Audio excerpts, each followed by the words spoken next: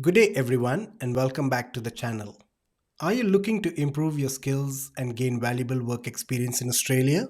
The Subclass 407 training visa could be the perfect opportunity for you. In this video, we'll explore the benefits of the Subclass 407 visa, the types of workplace based training it offers, and how it can be a stepping stone to Australian permanent residency.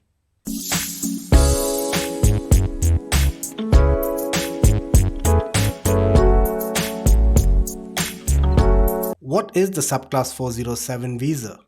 The Subclass 407 visa allows individuals to temporarily stay in Australia while undertaking workplace based occupational training to improve their skills in a chosen career or field of study. This visa offers a wide range of benefits, including lower English requirements and no age restrictions, making it a flexible option for many hopeful migrants. There are three key types of training available under the Subclass 407 visa. 1. Occupational training required for registration. This type of training is for individuals who need specific work based experience to obtain registration, membership, or licensing in Australia or their home country. 2. Occupational training to improve skills in an eligible occupation. This is designed for individuals aiming to work in Australia in an occupation listed on the Subclass 407 visa occupation list. The training must be structured and workplace based, tailored to enhance the skills required for that occupation. 3. Occupational training for capacity building overseas. This type includes training for students enrolled overseas, trainees supported by a government agency, or professionals who need classroom based training to advance their careers. To apply for the Subclass 407 visa, you must meet a few basic requirements. Be 18 years or older, have functional English language proficiency demonstrated through an IELTS score of 4.5, be a genuine temporary entrant, have an approved sponsor who nominates you for the workplace based training, and finally, meet the health, character, and financial requirements.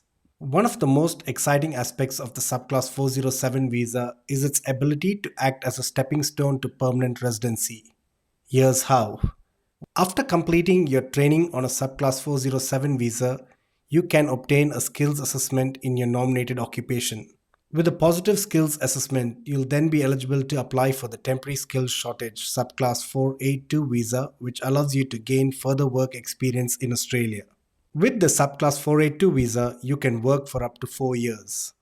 After gaining sufficient experience, you may become eligible to apply for permanent residency through the Employer Nomination Scheme, Subclass 186 visa, under the Temporary Residence Transition Stream. Alternatively, if you meet the eligibility requirements, you can apply directly for the Subclass 186 visa through the direct entry stream. Now let's break down the three key stages of the Subclass 407 visa application process: sponsorship, nomination, and visa application. In the first stage, the organization you'll be training with must apply to become an approved temporary activities sponsor. This sponsorship allows them to nominate you for the Subclass 407 visa.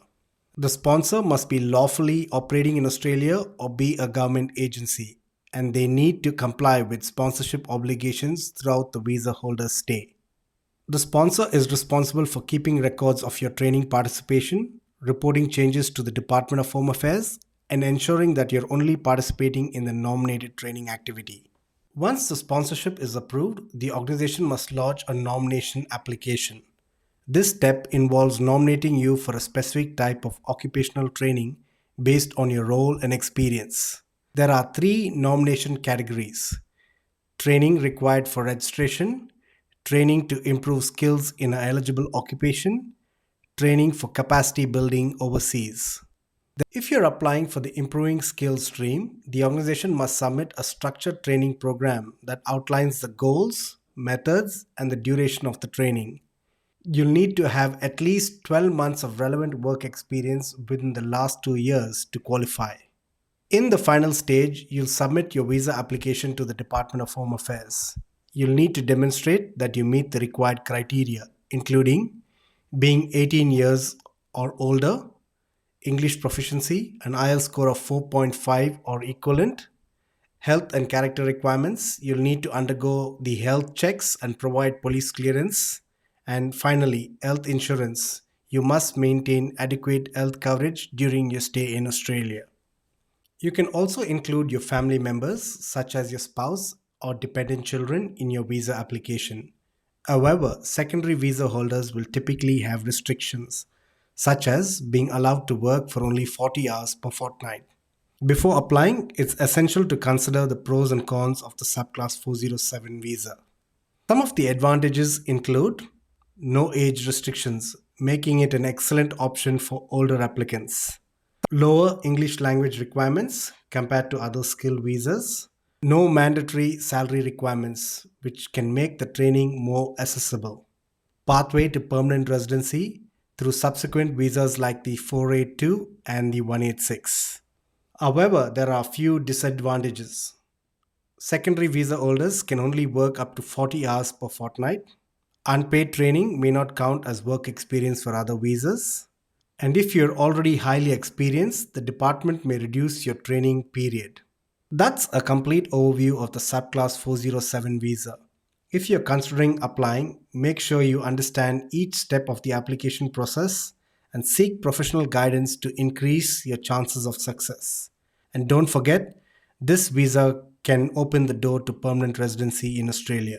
If you require assistance or guidance with your employee nomination scheme visa or any other immigration matter, connect with us using the contact details on screen. If you found this information valuable, make sure to like this video and subscribe to our channel for more updates on immigration policies and other insightful content. And don't forget to leave your thoughts and questions in the comments section below. We love hearing from you. Thanks for watching, and we'll see you in our next video.